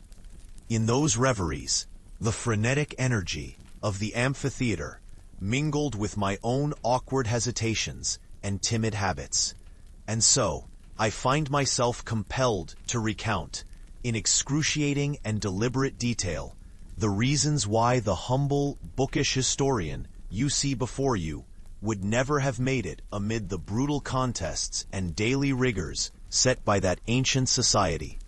I imagine the early morning in the Roman Empire, when the sun barely stretches its warm fingers across the sky, while most Romans would rise with a certain vigor, ready to embrace a day of hard labor or lively debate in the forums. I would have taken far longer to awaken. Waking in the moderate chill of dawn might have entailed a long, drawn-out period of reluctant stirring, stretching languidly, sighing deeply, and perhaps pausing to consider whether my sheets were arranged with enough care for a day of battle. Even as the city's clamor beckoned, I would remain in bed for a few extra minutes, my mind occupied with thoughts of historical treatises and the faint odor of my favorite herbal tea brewing in an imagined pot. Such lethargy would surely have set me at a severe disadvantage amid the quick-tempered and resolute Roman fighters. Even assuming by some twist of fate I had managed to rise in time for training, my physical constitution would present yet another barrier to my success as a gladiator. I have never been one for rigorous physical exertion. Instead, I have always preferred the gentle pursuit of intellectual endeavors and the quiet pleasures of parchment and ink. In the lively training yards of a Roman ludus, where men were expected to slam heavy shields and swing swords with an almost maniacal fervor, I would have felt conspicuously out of place. My muscles, accustomed only to the mild strain of turning pages in a library, would have protested vehemently against the strenuous demands of daily drills. Each blow that I might have attempted to deliver with a sword would likely have been accompanied by a pained yelp, interspersed with awkward apologies to both friend and foe alike. I can already picture the spectacle, a scrawny, bespectacled gladiator who, instead of roaring his defiance, would murmur softly his regret at having to move so fast. In the martial world of ancient Rome, much is said of the role of appearance and presence in the arena. The fierce, battle-hardened gladiators, those towering warriors whose heavily muscled bodies glistened with sweat as they fought, possessed not only strength, but also a certain aura of ferocity that was both intimidating and inspirational. I, on the other hand, have always been more attuned to the subtle art of introspection. My demeanor, shaped by years of quiet study and gentle observation, would have hardly rivaled the commanding presence expected of a gladiator. While my adversaries would have grunted and bellowed their determination, I would have spent far too long eyeing my own reflection in a polished shield, wondering if perhaps I should adjust the folds of my toga or merely reflect on the fleeting nature of human existence. In such a harsh environment, where displays of pomp and circumstance were as crucial as physical prowess, my perpetual preoccupation with my own appearance would have certainly weakened my resolve, and perhaps even provided my opponents with an unintended, albeit gentle laugh. One must also consider the psychological strains inherent to the gladiatorial life, a world in which the constant anticipation of violence was woven into everyday existence. In the heart of the Colosseum, where the roars of the masses mingled with the clangor of blades, many warriors developed a kind of hardened resolve that allowed them to dispatch their opponents without a second thought. I, however, have always found it difficult to quell the persistent hum of anxiety that follows me as I traverse the corridors of my mind. The half-formed fears of failure, the nagging concerns over the fragility of my own spirit, would have been as out of place in the arena as a quill in the midst of a spear fight. Each time I would have raised a sword or posture for an attack, I imagine my heart would have fluttered like a startled songbird. Each beat a reminder of my inherent unsuitability for a life of combat. I cannot help but think that while my fellow gladiators steeled themselves with visions of glory and survival, I would have been distracted by the thought that perhaps I ought to have worn softer sandals, or taken a moment longer to appreciate the intricacies of my own breathing. Food, too, would have played a subtly damning role in my downfalls, for the meals of many gladiators were designed to bulk them up, to nourish and fortify the warriors whose bodies were their living weapons. In contrast, my own lifelong predilection for balanced, if unremarkable, fare would have left me conspicuously undernourished for the grueling challenges of daily combat. While my comrades might have easily devoured barrels of beans, pulses, and robust stews to gain the strength necessary for battle, I find myself perpetually drawn to modest portions of light fare. A small serving of bread with a dab of olive oil, perhaps complemented by a few olives plucked meticulously from a bowl. Such a diet, though pleasing to a delicate palate and conducive to prolonged periods of quiet reflection, would have left my limbs as flaccid as overripe fruit during an unexpected skirmish. The glaring contrast between my languid gastronomic habits and the hearty, calorie-dense repasts of actual gladiators would have created an internal dissonance, one that may have rendered my armaments and maneuvers embarrassingly ineffective. Even in the realm of strategy and intellect, a domain where I ordinarily flourish with little competition, I would have found myself hopelessly outclassed by the swift, cunning minds of my fellow fighters. There is, after all, an established expectation that gladiators possess not only physical courage, but also the tactical acumen required to navigate the chaotic battlefield. The intricate interplay of offense and defense, the rapidly shifting schemes of diversion and engagement, would have demanded an energy and a swiftness of thought that I simply do not possess. Often in quieter hours, I have pondered the great historical treatises on warfare and strategy, reminding myself gently that while I may marvel at the tactics of Hannibal or the maneuvers of Caesar, I was never intended to execute such tactics on a granite floor that reeked of sweat and blood. Instead, I have always preferred the contemplative solace of libraries, where the only combat is that between competing theories and where the sword is replaced by ink and parchment. In the brutal scenario of a gladiatorial contest, my cerebral meandering and tendency to overanalyze would have been liabilities, perhaps leading me to pause inexplicably in the midst of an exchange of blows, while I mentally composed a sonnet to the transience of existence. I also suspect that my general disposition toward life, that innate preference for a peaceful and orderly existence, would have clashed irretrievably with the chaotic spirit of the Roman arena. Imagine, if you will, the scenario where the expectation is to cultivate a formidable persona, a man or woman, fierce and unyielding, who can draw blood and fear in equal measure. And then picture me, a quiet soul more inclined to murmur sentiments of existential wonder as I parry a blow. While my contemporaries attended to training with disciplined rigor, my attention would have invariably wandered to the minutiae of my surroundings. The precise angle at which the sunlight illuminated a patch of worn stone, the subtle cooing of doves in a distant temple courtyard, or even the sound made by a particularly ill-placed coin clattering on marble.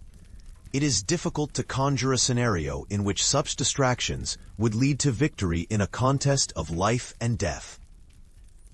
And it is even more difficult to imagine that the roaring mob would be sympathetic to a combatant whose gaze drifted dreamily toward the heavens while his foe advanced with lethal intent. The cultural milieu of ancient Rome itself would have declared me an oddity at best, and at worst, a liability to be swiftly dispatched. In the gladiatorial schools, camaraderie was forged in the blood and sweat of shared adversity.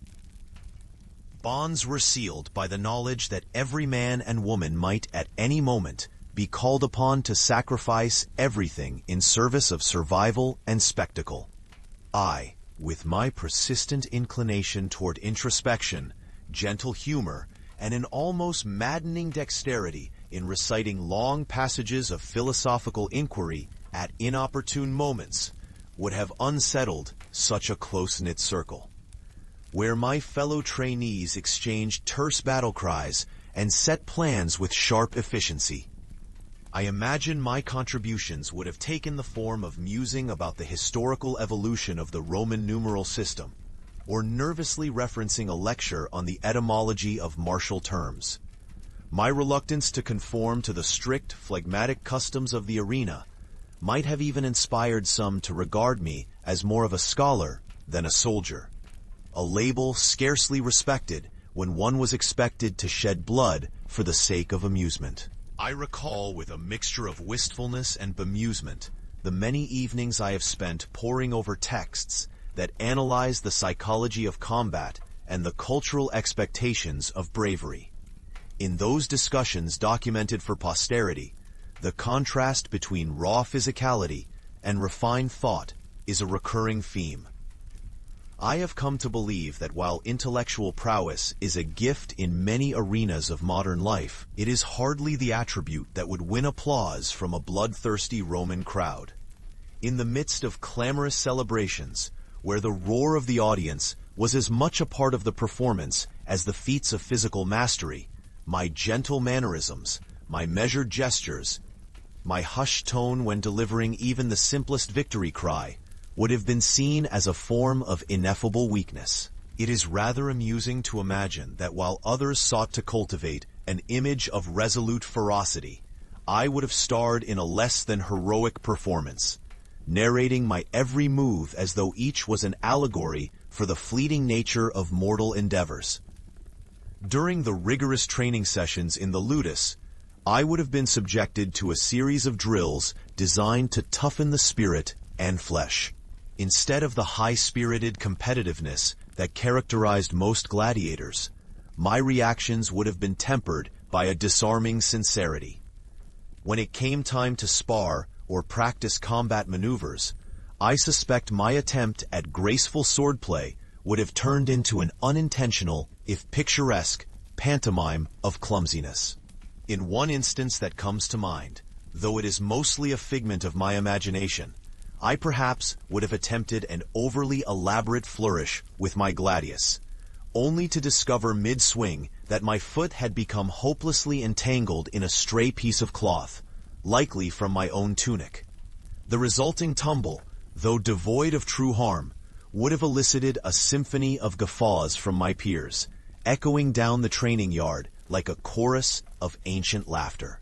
I imagine that in such a moment of inadvertent slapstick, I might have paused to consider whether the fall could serve as metaphoric commentary on the transient nature of human effort, a thought more suited to my usual evening meditation than the fierce rivalries at play. In the midst of all these imagined setbacks, there remains one particular facet of Roman society that would have proven especially unkind to someone of my disposition: the relentless expectation of public spectacle. The idea of putting one's life on display for the amusement, and sometimes the cruelty, of an eager populace is not only a testament to the grit demanded of a gladiator, but also a poignant reminder of the trade-off between personal comfort and the demands of a brutal profession. I confess that the concept of exposing one's inner vulnerabilities to the fickle whims of an audience is enough to send even the most steadfast historian into a spiral of self-deprecation. While many celebrated the valor and indisputable prowess of martial combatants, I would have constantly found my mind straying to thoughts of what it truly means to be seen and judged by such a vast assembly of strangers. The idea that every hesitant breath, every faltering step, and every moment of indecision might be recorded in the collective memory of the Roman populace would have filled me with an enduring sense of dread. I can easily picture myself, in the thick of a match, pausing to offer a quiet soliloquy on the virtues of measured courage, causing a ripple of discomfort among the less philosophically inclined onlookers, beyond the immediate perils of combat and the clamor of the arena. Understood, there was also the long-term consideration of survival in a society that valued the ideal of the warrior above all else.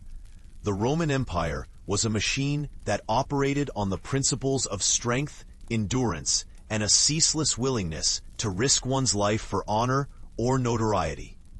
The attrition that came with such an existence was not merely physical, it was psychological and, in some cases, existential. I have always been captivated by the philosophical meditations of Stoic thinkers who extolled the virtues of embracing fate with calm acceptance. Yet even they could scarcely imagine having to reconcile such a mindset with the grind of daily combat, where every moment was weighed in blood and sweat. Each fall in the arena would not just be a physical injury, but also a blow to one's philosophical bearings, a constant reminder that while I might spend a lifetime contemplating the passage of time and the ephemeral nature of glory, I would be ill-equipped to appreciate the brutal immediacy of pain and triumph as experienced by a true gladiator. I dare say that attempting to interlace the serene sentiments of a reflective scholar with the visceral demands of life and death combat is tantamount to blending two entirely disparate worlds. One lived in the quiet corridors of thought, and the other in the roaring Colosseums of ancient fervor. I must also reflect upon the emotional landscape that such a career would have imposed. In a society where honor and state approval were measured by one's success in the arena, the continual exposure to death, injury, and the raw expressions of violence might have stirred emotions in me that few are prepared to confront. I have, on many a temperate evening, found solace in the routine peace of everyday life, a life that consists of measured steps to one's study, a cup of tea, and the gentle turning of the pages of a beloved history tome. The prospect of replacing such serene rituals with the constant sound of clashing weapons and the impassioned shouts of spectators seems to me a recipe for an internal turmoil that no amount of cultivated stoicism could adequately soothe. The stark reality of witnessing life's fragility on a daily basis, in a setting where the value of a human life was reckoned by the edge of a blade or the swing of a net, would have overwhelmed my naturally sensitive nature, leaving me in a perpetual state of disquietude and a longing for the peaceful anonymity of a scholar's life. There is a quiet irony in the notion that a person devoted to the careful study of history might be compelled to physically engage in the very events he spends his time chronicling. I have spent many a year poring over manuscripts detailing the exploits of legendary figures whose courage seemed unparalleled. Yet, when I consider my own heart, softened by years of gentle reflection and a moderate affection for the poetic beauty in a well-crafted sentence, I cannot help but conclude that I would find the role of gladiator utterly alien. I would likely attempt to negotiate peace with my opponents, perhaps engaging in a heartfelt discussion about the ephemeral nature of power, rather than committing fully to the dance of mortality. It would be a tragicomedy, really, a clash not of titanic forces, but of contrasting philosophies, where I would stand as an embodiment of hesitant intellect against impassioned brawn. In a setting that demanded the absolute suppression of fear and sensitivity, my tendency to pause and muse would have rendered me an anomaly, never fully fitting into the rigid molds established by Roman tradition. I also imagine that the daily routines of a gladiator would have clashed dramatically with my own habits, which are ingrained with the rituals of peaceful living. The morning light would find me not in the exercise yard, but rather reluctantly emerging from a deep state of sleep-induced contemplation, struggling to part ways with the comforting embrace of a well-worn blanket. The ceremonial acts of saluting superiors, sharpening weapons with a deliberate care that bordered on artistry, and engaging in pre-battle meditations designed to instill focus and determination. These too would have been foreign practices to a soul more accustomed to the quiet rituals of academic existence. Instead of the gallant routines that built the hardened resolve of a gladiator, my mornings would have been punctuated by lingering moments of introspection, maybe even the occasional distraction by a stray ray of sunlight that seemed to move too slowly across the floor. In a culture where every moment was either a battle or a preparation for one, my own measured pace and habitual distractions would have signaled not strength, but a gentle inefficiency that could hardly have competed with the swift decisiveness that the arena required. Throughout my mental elaborations on this most improbable scenario, I find myself repeatedly returning to the sheer improbability of my survival in such a world. It is not that I have any innate disdain for the valor and bravery that characterized the gladiators of old. Indeed, there is something profoundly stirring about the mythic fealty to duty and the willingness to sacrifice oneself for the ideals of honor. Rather, it is the interplay of physical inadequacy, mental distraction, and an almost inescapable temperament of introspection that positions me squarely as an outsider to that brutal theater of life and death. The Roman Empire prized qualities that I simply do not possess. Where strength and swiftness were lauded, my gentle heart and reflective nature would have been liabilities, ultimately consigning me to a fate not of glory, but of an early and unceremonious exit from the arena. I imagine that in the end, the tale of my life as a gladiator would not have been written in the vivid hues of triumph, but rather in the subdued, quietly fading tones of a man who simply could not keep pace with the relentless demands of a world built entirely on valor and violence. I find a sort of dark amusement in picturing the likelihoods of this outcome. Had I, by some cosmic joke, been thrust into the midst of the Roman combat schools, I would have been the subject of countless bewildered remarks from my more seasoned comrades.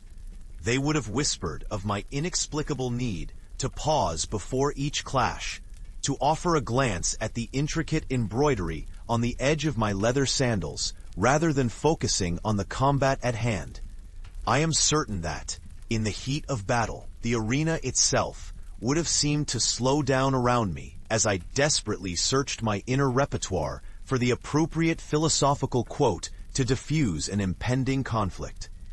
Instead of the fierce, unyielding cries that rallied warriors to victory, I might have found myself reciting a half-remembered fragment of a poem about the ephemeral nature of life, inadvertently giving my opponent a moment to capitalize on my hesitation. In a place where every fraction of a second could mean the difference between survival and a premature death, such moments of self-indulgent reflection would have been fatal.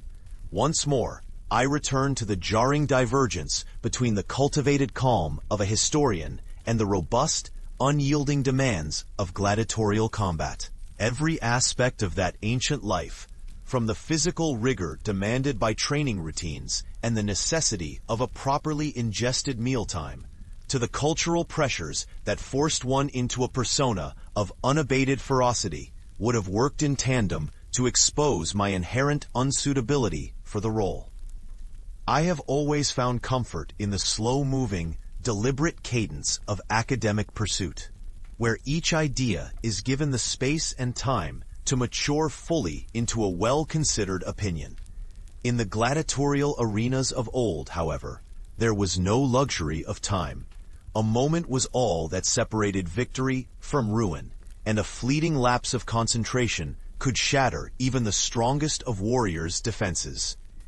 There is a quiet poetry in the idea that one is defined not only by one's actions, but also by one's pauses. Yet, in a setting where life was measured in heartbeat intervals and the speed of a sword's descent, my habitual hesitations would have ensured my downfall long before any chance at heroic fortune. I have also entertained the notion that my scholarly approach to conflict might have ironically been dressed in the garments of a performer, a sort of absurd anachronism in the brutal tableau of the arena. Imagine for a moment that, even as the crowd roared for blood and victory, I would begin to elaborate on the historical significance of my chosen combat stance, comparing it to the posture documented in ancient texts from distant lands. All the while, my clumsy footwork betrayed the inefficacy of my scholarly pretensions. The spectacle of such a display, although it might have garnered applause for its novelty in a modern theater of ideas, would not have translated into the kind of triumph celebrated by those who fought with their every sinew intact. In truth, I suspect that my adherence to the rhythms of thoughtful reflection would have provided ample fodder for commentators and scribes alike, who would have been eager to record the curious case of the reflective gladiator, one who, rather than inspiring fear, elicited pity and bemusement among the raucous spectators. As the day would have advanced, the relentless pressures of the arena would compound upon one another. The unforgiving heat, the physical toll of each skirmish, and the mental burden of constant vigilance would have chipped away at my already delicate constitution. In contrast to the rugged determination of my fellow gladiators, I imagine my energy would have waned rapidly, leaving me more inclined to pause for a brief moment of recuperation beneath a modest awning or to seek the cooling shade of a nearby colonnade. Yet even such moments of respite would not be enough to stave off the cumulative toll of a life waged in combat. The physical fatigue would likely merge seamlessly with a mounting emotional exhaustion, a depletion of both body and spirit that, in time, would render me a shadow of the ideal warrior I might have been had I possessed a more robust constitution and a spirit of unyielding ferocity. In truth, my fate as a gladiator would have been sealed well before my initial steps into the arena. The gentle habits and soft cadence of my daily life, each one a testament to the quieter pursuits of a historian, would have been glaringly at odds with the savage expectations of longevity and perseverance in a violent epoch. I have always harbored a fondness for the mundane details of routine, the carefully measured sip of water from a modest cup, the satisfaction of smoothing out a rumpled page in a long-forgotten manuscript, and the gentle pleasure of watching dust settle upon a bookshelf after a day's work. These daily rituals, though seemingly insignificant, are the very embodiment of the tranquil life I have cultivated over the years. In a sense, they represent a quiet rebellion against the relentless, unyielding demands of survival in a landscape where only the fiercest and most resolute could hope to prevail. In that unforgiving environment, each of these small joys would have served as a stark reminder of the softness of my nature, a nature that, while perfectly suited to the contemplative realms of memory and lore, would have been ruthlessly trampled underfoot in the cacophony of combat. I find solace today, as I sit by a gentle lamp in the quiet hours of the evening, recalling these imaginings with a mixture of self-deprecating humor and wistful resignation. The Roman Empire, with all its splendor and savagery, is a world whose luminescence I admire from afar, a distant, almost mythic tableau of glory and brutality. I am content, however, to remain in the realm where words and thoughts flow with a languid grace, where debates are settled over cups of fragrant wine and not by the clash of swords. In this space, I can live out my days immersed in the scholarly pursuits that bring me quiet delight, rather than the endless, perilous struggle for physical supremacy. I have come to understand that every soul has its rightful terrain, and mine lies within the contemplative corridors of history, not the fevered dust and blood of the gladiatorial arena. As I muse further on these thoughts, I realize that there is a peculiar beauty to be found in acknowledging one's limitations. In a time when the measure of a man was determined by the ferocity of his combat and the rapidity of his strikes, the gentle historian who prefers the measured pace of thought would simply be the wrong sort of person for that turbulent world. The idea of facing mortal peril merely to earn a fleeting moment of adulation from an unforgiving crowd does not, in my view, resonate with the intrinsic value of a well-lived life. Rather, it elevates the concern for a kind of fleeting renown over the enduring satisfaction of consistent, if unremarkable, existence. My natural inclinations have always guided me toward finding beauty in the simplicity and solidity of a life spent in quiet reflection, a life in which the metrics of success are measured not in trophies or scars, but in the silent accumulation of knowledge and the deep contentment of a mind at peace. In the end, I must confess that the very thought of stepping into the gladiatorial arena fills me with a sense of overwhelming absurdity. I envision myself, clad in armor that feels far too heavy for someone of my disposition, awkwardly exchanging glances with a fellow combatant who probably would have spent the previous moments fervently preparing for the next onslaught. In that historic instant, as my heart pounded amid a cacophony of shouts and clashing metal, I imagine that I would have attempted to engage my enemy, not with robust aggression, but with an awkward, apologetic smile. A smile that might have briefly halted the tide of violence, as all eyes turned, if only for an instant, to the incongruity of my gentle soul in such a harsh milieu. Such a pause, far from surprising the spectators into joyous celebration, would have only underscored the tragic absurdity of my misplaced aspirations. And thus, it becomes clear that my destiny would have long been sealed by the incongruence of my very nature with that of a gladiator. It strikes me now, as I wrap these reflections in the soft fabric of twilight reminiscence, that the most lasting legacy I could hope to achieve is not one of violent exploits etched in the annals of Roman lore, but one of measured prose, thoughtful inquiry, and a quiet resistance against the relentless rush and brutality of life. I take comfort in the notion that while I might never have thrived in the tumultuous, blood-stained arenas of ancient Rome, nor survived the ceaseless demands of an existence defined by physical might, I could instead contribute to the world through the gentle power of insight and reflection. In a time and place where strength was measured in sinew and speed, my well-worn habits of contemplation, my leisurely admiration for the slow unfurling of day into night, and the minute, almost imperceptible joys found in the ordinary, would have been viewed as weaknesses rather than virtues. And so, as the imagined twilight of that savage era slips quietly away behind the arches of history, I allow myself to smile at the thought of my own misfortune. My misfortune, that is, in the context of a life not lived as a gladiator, but rather as a careful, introspective historian. It is perhaps the ultimate irony that I, so eternally enamored with the sweeping narratives of heroic conquest and storied battles, should find that my own nature was best suited to the quiet pursuit of meaning, rather than the violent thrashing that marked the contests of yore.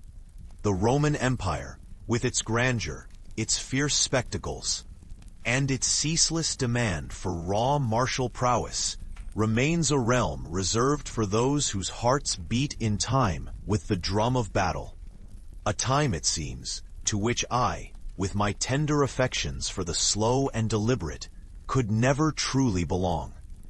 I conclude my musings with a humble acceptance of the gentle path I have trod, a path paved with pages, quiet reflections, and the steady turning of the seasons. The vision of a world where I am forced into the harsh crucible of gladiatorial combat now recedes into the background, a fanciful projection of what might have been if nature had been less kind and history less forgiving to a man of letters. And while I imagine, in those fleeting moments of introspection, the fate that awaited me amid the dusty arenas, and an enduring inability to muster the requisite ferocity, I am relieved to know that in my own time and place, the gentle cadence of a historian's muse is far better suited to the quiet ecstasies of thought. I have always believed that there is a certain nobility in accepting one's true nature. Just as the Roman Empire thrived on the strength and valor of its champions, so too does the realm of scholarship cherish the soft resilience found in the measured pursuit of truth. With each page that I turn in a time-worn text, or with each meticulous step I take along a sunlit lane, I affirm that my life is one of quiet, enduring substance, rather than of transient, blood-soaked glory. It is this conviction, this steadfast adherence to the values of kindness, reflection, and humor, that ultimately assures me that the path I have chosen is one of deep, if unspectacular, fulfillment. Thus, as the night deepens, and the gentle strains of a lullaby seem to echo in the distance, I rest assured that my destiny was never meant to be found in the grim sands of a Roman arena, but rather in the timeless corridors of memory and thought. In that final, serene reckoning, I find a measure of peace that could never be attained amid the brutal clangor and ceaseless strife of gladiatorial combat. And so, dear friend, as you tuck yourself in for the night, and perhaps reflect on the curious absurdities of history with a soft smile, may you find the same gentle comfort in the acknowledgement that each of us is perfectly suited to the roles we are meant to play, whether that be in the fiery heart of ancient warfare or in the quiet, steadfast illumination of a historian's study.